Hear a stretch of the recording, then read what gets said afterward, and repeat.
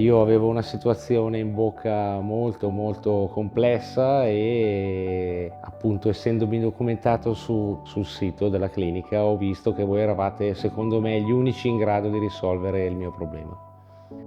Ho conosciuto la vostra realtà attraverso, diciamo, le pagine social delle cliniche che avete in Romania e in Moldavia e poi diciamo che ho voluto approfondire andando a leggermi un po' le recensioni, il sito delle cliniche per vedere un po' come lavoravate. Io avevo bisogno in pratica di rifare la bocca perché ho iniziato da giovane ad avere problemi coi denti e ho fatto più lavori nel corso degli anni che sono andati via via deteriorandosi e ero convinto che dovevo fare un lavoro risolutivo che mi avesse praticamente risolto tutti i problemi e quindi ho pensato che voi foste gli unici che potevano fare questo tipo di operazione anche con un discorso di costo accessibile, perché anche la parte economica è una di quelle che mi ha spinto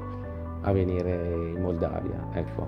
Ho conosciuto una bella nazione, ho fatto una bella esperienza e davvero sono contento del percorso che ho fatto. E alla fine cortesia, gentilezza, disponibilità, cioè una cosa che veramente non mi aspettavo un po' più di formalismo. Mi ha stupito, diciamo così, il dinamismo che animava la clinica, tutta gente giovane, tutta gente ben disposta, tutta gente che ha voglia di lavorare e soprattutto io mi sono confrontato col dottor Viorel che ha preso a cuore la mia, come credo prenda a cuore tutte le situazioni, però mi ha preso a cuore e mi ha seguito costantemente, cioè, quindi io sono veramente, non trovo l'aggettivo giusto, ma sono davvero contento, felice e soddisfatto di aver trovato un bell'ambiente così.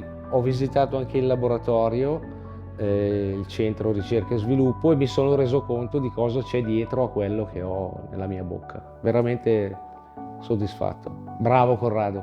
Sono tornato a casa convinto che la cosa migliore che potevo fare per risolvere i problemi della mia bocca era venire qui.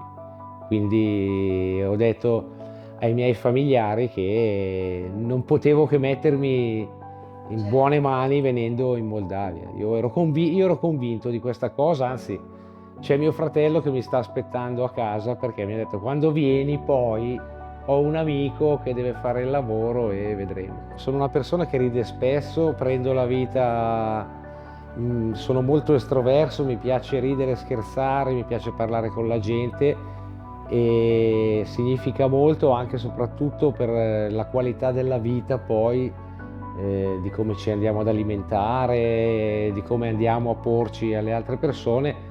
Insomma, io ero alla frutta, oramai non- ero impresentabile, quindi diciamo tornarmene a casa con questo sorriso sicuramente cambierà la mia qualità della vita in tutti i sensi.